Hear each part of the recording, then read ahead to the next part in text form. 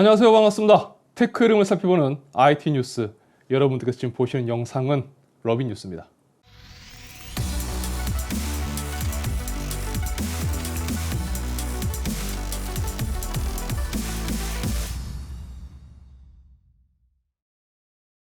자, 인텔 12세대가 출시되기 전 온라인에서는 새로운 인텔 초코파이, 그러니까 번들형 스톡 쿨러의 이미지가 유출되었었습니다. 그리고 최근 이 번들 쿨러 이미지가 한 번 더 유출되었는데요. 유출된 쿨러 이미지는 인텔이 준비 중인 스톡 쿨러 중 RM1이라고 부르는 쿨러의 이미지입니다. 자, 보시다시피 외형은 얼핏 보면 굉장히 커 보이지만 실제로는 쿨러 외측은 플라스틱으로 되어 있고 방열판은 기존 초코파이 수준의 크기를 가진 것을 알 수가 있습니다. 자, 그리고 65W급 CPU를 대상으로 한다고 하기 때문에 출시 예정인 i5나 i3 그리고 논K 버전의 CPU를 대상으로 한다고 볼 수가 있을 것 같습니다. 자, 지난 뉴스에서 인텔 12세대 하위 라인업, 그러니까 12400이라든지 최근 성능이 유출되었던 12300 등의 출시가 1월 첫 주에 진행될 것이라고 말씀드렸었습니다. 업계 쪽에서 확인한 소식에 따르면 이미 CPU도 판매 물량이 들어와 있고 H보드라든지 B보드도 들어오고 있다고 합니다. 그만큼 출시가 얼마 남지 않았다는 이야기겠죠. 저도 빠르면 이번 주, 늦어도 다음 주에는 해당 제품들을 테스트할 수 있을 것 같습니다.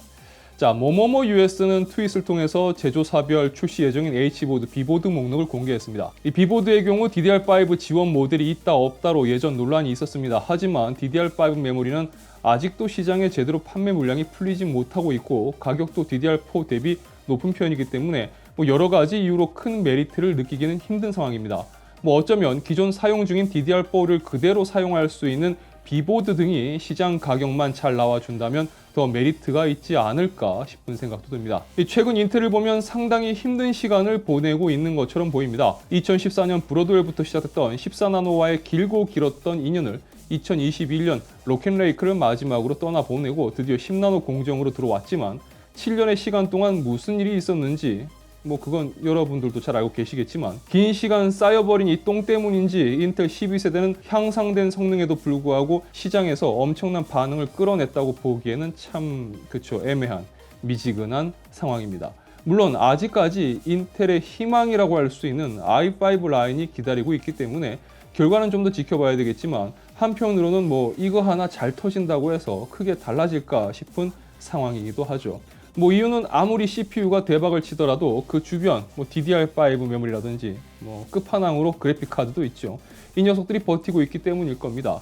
지금 시장 상황은 부품 하나 잘 나온다고 해서 큰 반응을 얻기에는 걸림돌이 너무 많죠. 게다가 파운드리 위탁 생산 사업에도 본격적으로 진출한다면서 새로 미국 및 유럽 등지에 신규 파운드리 생산에 막대한 비용을 투자하고 있고 또 엔지니어 출신의 겔싱어 CEO로 바뀌면서 이제 주주 눈치 보면서 계산기 두들기던 인텔에서 다시 기술과 혁신을 중요시하는 인텔로 변신 중입니다.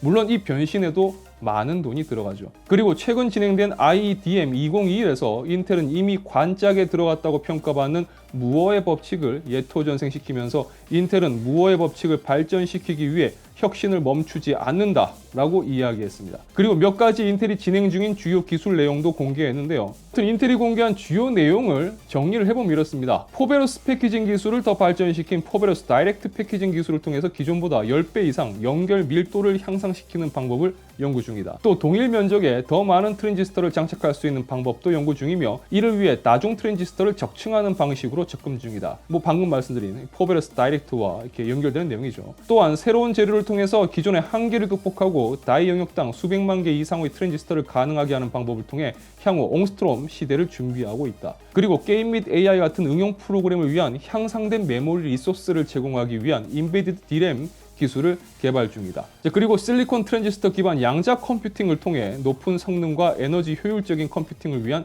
기술 개발도 진행을 하고 있다. 자, 요약해보면 이렇게 볼 수 있을 것 같습니다. 자, 이번 발표 내용은 앞서 설명드린 것처럼 분명 겔싱어 CEO의 영향이 있다고 보입니다. 이전보다 훨씬 공격적으로 느껴질 만큼 인텔이 기술 개발에 집착하고 있음을 알 수 있었으니까요. 단 이 기술들이 상용화되고 그 결과가 인텔에 영향을 미치기까지는 상당한 시간이 필요할 겁니다. 그리고 그때까지 인텔이 어떻게 살아남고 어떻게 재기할 수 있을지는 가장 큰 숙제겠죠. 좀 더 지켜봐야 될 것 같습니다. 자, 인텔 외장 그래픽 카드를 기다리는 분들이 계실 겁니다. 아마 제품의 성능적인 부분보다는 일단은 소비자들에게 너무나 가혹한 시장 상황을 고려해 볼 때 인텔 그래픽카드가 출시되면서 시장에 좀 변화를 가져다 주길 바라는 마음이 더 크다고 생각됩니다. 자, 그리고 인텔은 최근 정말 짧은 영상 하나를 공개하면서 2022년 1분기에 자사의 그래픽카드가 출시될 것을 공식적으로 밝혔습니다. 자, 영상의 내용은 인텔이 자사 그래픽카드를 통해서 게임 플레이를 할 경우 누릴 수 있는 장점을 설명했는데요. 상당히 아쉬운 점이 있다면 영상에 프레임 표기도 없고 그 다음에 그래픽카드 관련 하드웨어 정보 등의 부족을 들 수가 있을 것 같습니다. 마지막 아주 짧게 지나가는 화면을 통해서 데스크탑 버전과 노트북용 버전이 나올 것이라는 걸 알 수 있고 이건 다들 이미 알고 계신 내용이긴 하지만요. 하필 본체 사이드 패널이 또 어두운 편이라서 내부에 장착된 그래픽카드를 살펴볼 수는 없는데, 자, 한 가지 알 수 있는 건 전원 케이블이 8핀 단일이라는 점 정도를 이야기할 수가 있을 것 같습니다. 어쨌든 공식적으로 2022년 1분기라고 발표했기 때문에 이제 출시만 기다리면 될 것 같습니다. 이미 엔비디아는 LHR이 있지만 예전 뉴스에서 전해드렸듯이 LHR은 무너진 지 꽤 시간이 지났죠. 마이닝 프로그램을 통해서도 70% 가까이 LHR의 제한을 우회할 수 있고, 또 최근 LHR, 논 LHR 할 거 없이 채굴 시장에 끌려가는 상황을 보면 이제 LHR이 거의 무용지물이 되어버린 것을 알 수가 있습니다. 그리고 최근 원스냅이라는 웹사이트에 올라온 소식에 따르면 에브가가 최근 공개한 바이오스, 이 바이오스로 업데이트를 할 경우 3080 Ti LHR 사용자는 최대 21% 가까이 마이닝 성능이 향상된다고 합니다. 그 후 레딧 그리고 채굴 관련 해외 유튜버 등이 에브가의 바이오스를 다른 제조사의 3080 Ti LHR 그래픽카드에 적용을 해서 기존보다 더 높아진 마이닝 성능을 확인했다고도 밝혔습니다. 자, 대체 이게 무슨 상황일까요? 에브가는 이걸 몰랐을까요? 아니면 알고 있으면서도 바이오스를 공개한 걸까요? 물론 해당 바이오스는 3080 Ti LHR 모델에만 적용됩니다. 그리고 원칙상 에브가 제품 중 특정 제품에만 적용되는 바이오스입니다. 그럼에도 불구하고 이를 사용해서 위험을 감수하고 바이오스 업데이트를 진행한 이들은 올라간 채굴 성능을 언급하고 있습니다. 자, 제조사에서 LHR 버전으로 출시한 카드에 채굴 성능을 올려주는 바이오스를 내놓는다. 정말 이런 걸 보면 그래픽 카드가 누구의 손에 들어가는가는 중요하지 않고 그냥 팔리면 된다고 생각하는 게 아닐까라는 그런 생각이 드네요. 자, PC 조립을 직접 해본 분들은 선정리 때문에 고생해본 경험이 있으실 겁니다. RGB 감성의 깔끔한 PC를 꿈꾸지만 현실은 복잡한 선들을 어떻게 깔끔하게 마무리할까를 두고 고민하게 되죠. 특히나 PC의 사이드 패널이 투명해지면서 어쩔 수 없이 노출된 이 선들을 어떻게 정리하면 좋을까 하고 더 많은 고민을 하게 되었습니다. 최근 기가바이트는 프로젝트 스텔스라는 이름의 제품 디자인을 선보였습니다. 그러니까 선 정리 때문에 고민하는 사용자들 위해, 그리고 깔끔한 PC 내부 디자인을 원하는 사용자들 위해 아예 모든 커넥터를 시스템의 뒷면으로 배치한 겁니다. 카우코틀랜드에서 공개한 이미지를 보면 메인보드의 모든 커넥터가 후면에 위치한 것을 알 수가 있습니다. 그리고 심지어 그래픽카드의 전원 커넥터도 제품 후면에 위치하는 걸 볼 수가 있습니다. 자, 어쨌든 이렇게 되면 컨셉 이미지처럼 외부로 노출되는 선이 없는 아주 깔끔한 제품 내부를 볼 수가 있습니다. 하지만 이 컨셉 디자인이 나온 후 대부분 이런 반응일 겁니다. 야, 저거 적용하려면 케이스가 지원을 해야 되는데 과연 얼마나 많은 케이스가 지원을 할까? 이게 과연 실효성이 있을까라고 말이죠.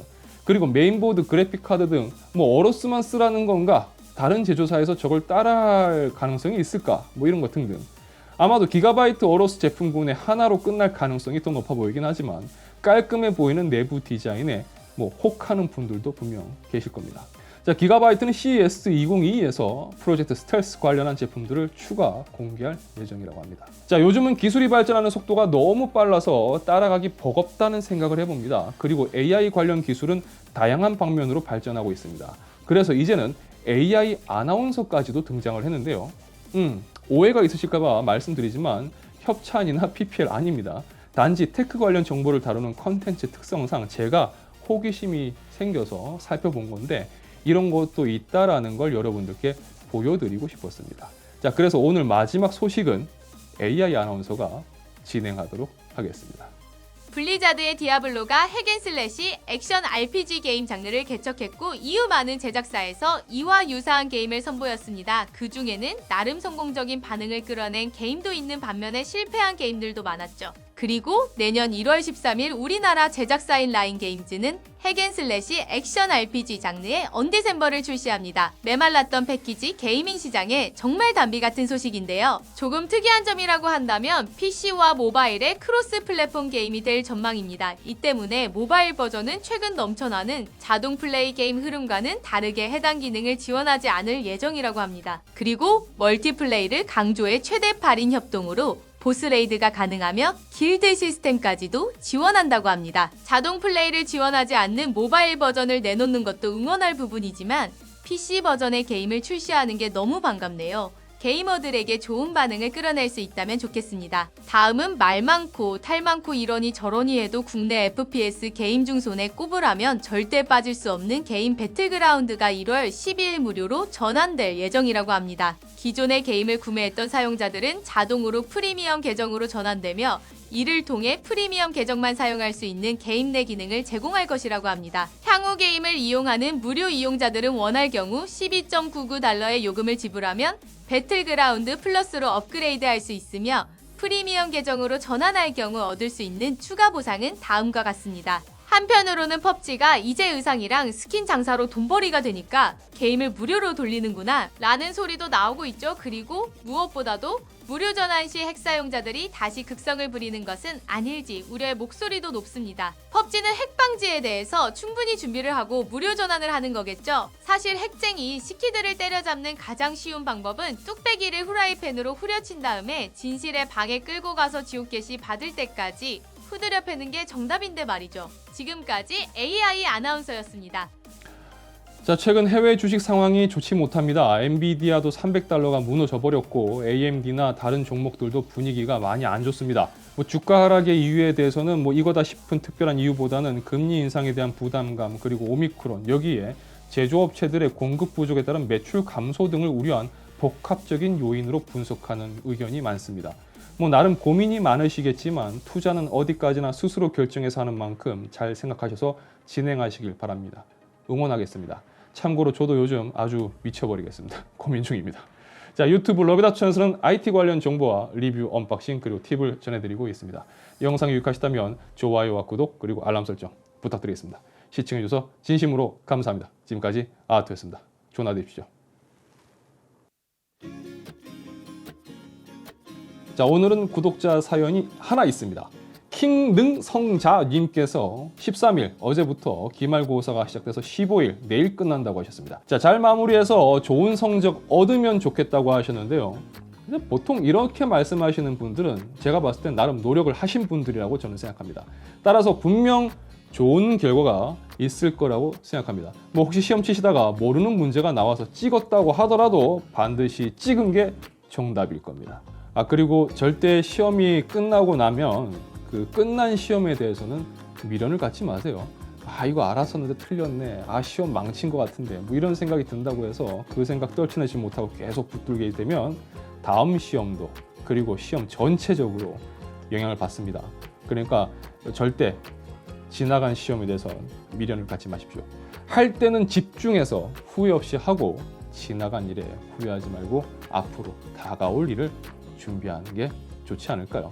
자, 기말고사 치르고 있을 구독자분들 많이 계실 텐데 모두 응원하겠습니다.